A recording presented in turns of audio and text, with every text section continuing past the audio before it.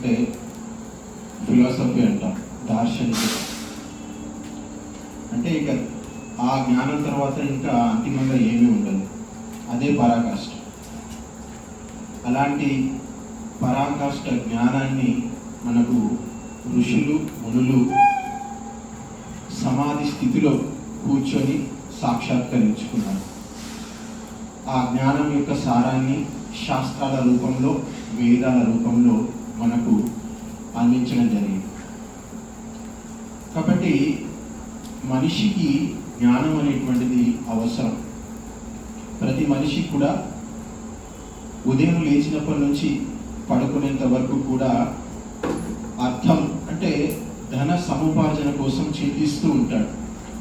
పడుకుంటాడు, లేస్తుంటాడు, నిరంతరం ఆ ఆలోచనలన్నీ కూడా అర్థం చుట్టూ, ధనం చుట్టూ ఆ మనిషి తిరుగుతూ ఉంటాయి ఆలోచనలు. ఈ విధంగా ఈ యొక్క అర్థం చుట్టూ ఈ యొక్క ఆలోచనలు బుద్ధి భ్రమిస్తూ ఆ బుద్ధి అనేటువంటిది ధర్మాన్ని మర్చిపోతుంది, మోక్షాన్ని కూడా మర్చిపోతుంది. దానివల్ల మనిషికి లౌకికమైనటువంటి సంపదలు, లౌకికమైనటువంటి భోగాలు లభిస్తాయి, అంటే సుఖాలు అనేటువంటివి లభిస్తాయి, కానీ శాంతి అనేటువంటిది లభించదు. మనిషికి అంతిమంగా కావాల్సింది శాంతి కావాలి.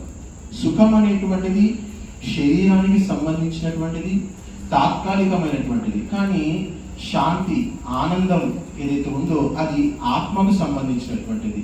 ఎప్పుడైతే మనిషికి ఆ యొక్క ఆత్మానందం కలుగుతుందో అప్పుడు మనిషి జీవితం అనేటువంటిది శాంతిగా సాగిపోతుంది. కాబట్టి ఆ యొక్క శాంతి కావాలి. ఏ విధంగా మనిషికి శాంతి కలుగుతుంది అంటే, మనిషి నిత్యం చేసేటువంటి వ్యవహారాలను కాస్త పక్కన పెట్టి కాస్త భగవంతుని యొక్క భక్తి, జ్ఞాన సముపార్జన, పరమేశ్వరుని యొక్క స్తుతి చేసినప్పుడు మనిషికి ఆ యొక్క శాంతి అనేటువంటిది కలుగుతుంది.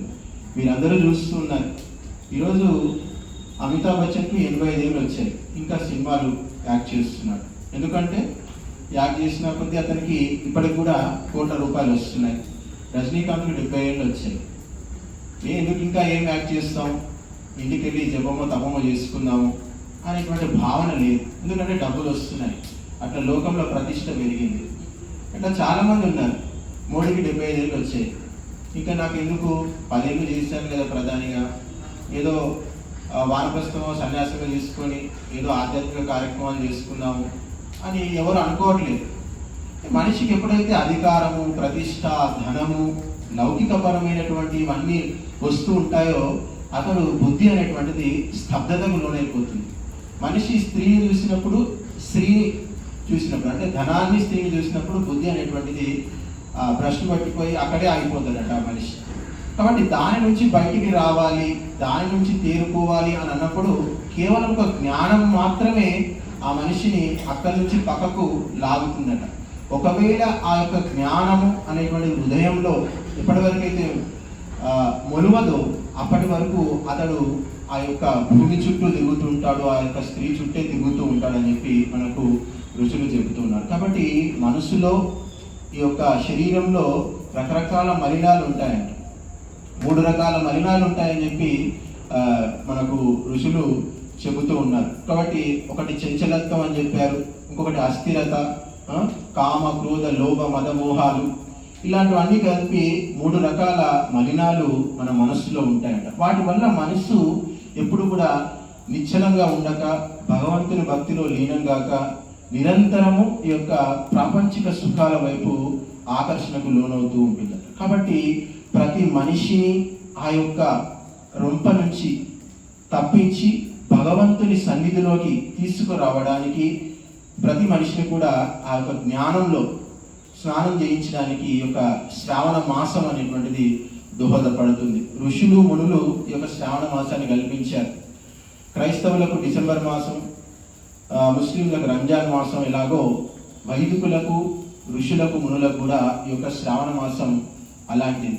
నిరంతరము ఋషులు చెప్పినటువంటి వేదవీతమైనటువంటి కర్మలను ఆచరిస్తూ వారి యొక్క పుణ్య వచనాలు వింటూ ఉంటే మనిషికి ఆధ్యాత్మికత వైపు మనస్సు మల్లుతుందని చెప్పారు. ఆ విధంగా ఋషులు, తపోభూమిలో ఉన్నటువంటి ఋషులు శ్రావణ మాస కాలంలో గ్రామాల్లోకి వచ్చి నగరంలో అంతా కూడా ప్రచారం చేసి ప్రవచనాలు చెప్పి తిరిగి ఆ యొక్క వర్షాలు ముగియగానే వాళ్ళంతా కూడా వనంలోకి వెళ్ళిపోయేవారట. ఆ విధంగా ఈ యొక్క శ్రావణము అని చెప్పారు. శ్రవణం అంటే నిరంతరం కూడా ఈ యొక్క వచనాలను విని అందరూ కూడా జ్ఞానవంతులు అయ్యేవారట. కాబట్టి ప్రతి మనిషి కూడా సంస్కృతాన్ని అభ్యసించలేడు, అందరూ సంస్కృతాన్ని అర్థం చేసుకోలేరు. కానీ చెప్పేటువంటి మాటలు, శ్రవణము, వినడము ద్వారా ప్రతి మనిషి కూడా జ్ఞానాన్ని సంపాదించగలుగుతాడు. కాబట్టి పూర్వకాలంలో రామాయణము, మహాభారతము చదివేంత శక్తి లేకున్నా, అక్షరాలు తెలియకున్నా కానీ వృద్ధులందరికీ కూడా రాముడు అంటే ఎవరు, రామాయణం అంటే ఏమిటి, మహాభారతం అంటే ఏమిటి,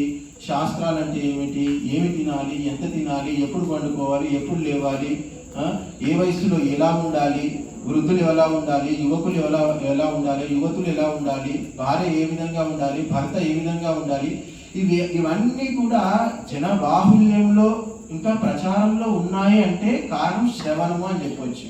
శాస్త్రాలు ఈ యొక్క ఉపన్యాసాల ద్వారా పండితులు నిరంతరం వారి యొక్క చెవిలో వినిపించడం ద్వారా, వీళ్ళంతా కూడా శ్రవణం చేయడం ద్వారా ఆ యొక్క పవిత్రమైనటువంటి శాస్త్రాల సారాన్ని ఈ యొక్క ప్రపంచంలో ఉన్నటువంటి మానవులంతా గ్రహించి దానికి అనుగుణంగా జీవించారు. కాబట్టి ఈ యొక్క భరత ఖండంలో మనమంతా కూడా అత్త, మామ, అల్లుడు, భార్య, పిల్లలు, సంతానము, అమ్మ, అమ్మమ్మ ఇవందరూ కూడా కలిసిమెలిసి ఉండి ఆయురారోగ్యాలతో జీవించారు. కాబట్టి గృహస్థుడి జీవితం ఏ విధంగా బాగుపడుతుంది, గృహస్థుడు ఏ విధంగా ఆయురారోగ్యాలతో ఉంటాడు, గృహస్థుడు జీవితంలో ఎప్పుడు కూడా డాక్టర్ ముఖం చూడకుండా ఏ విధంగా ఉండాలి, గృహస్థుని శరీరంపై స్టెథోస్కోప్ పెట్టకుండా ఏ విధంగా ఉండాలి, గృహస్థుడు ఎప్పుడు కూడా స్ట్రెచర్పై ఎక్కకుండా ఉండాలంటే ఏం చెయ్యాలి అని చెప్పి మన ఋషులు, మునులు ఆలోచన చేశారు.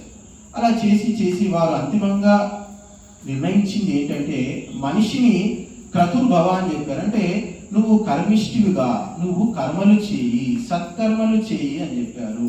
అంటే నిరంతరం కూడా నువ్వు యజ్ఞయాగాదులు చెయ్యి. ఎప్పుడైతే యజ్ఞయాగాలు నిరంతరం చేస్తూ ఉంటావో, విధిగా చేస్తూ ఉంటావో, దేవతలతో నీకు సాంగత్యం అనేటువంటిది ఏర్పడుతుంది.